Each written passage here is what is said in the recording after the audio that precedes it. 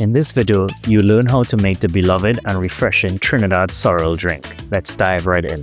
Rinse and clean the sorrel flowers thoroughly to remove any dirt or debris. Thinly slice the ginger and set aside. In a large stock pot, bring 3 liters of water to boil.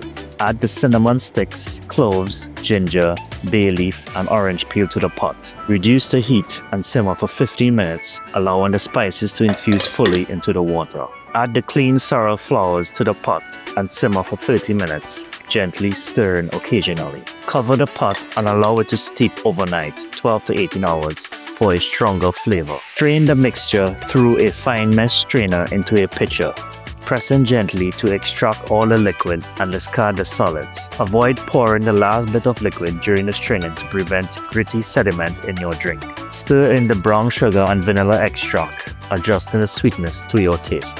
If the sorrel mixture is too potent, add some water. Add the rum to your liking and stir. Serve chill over ice and enjoy.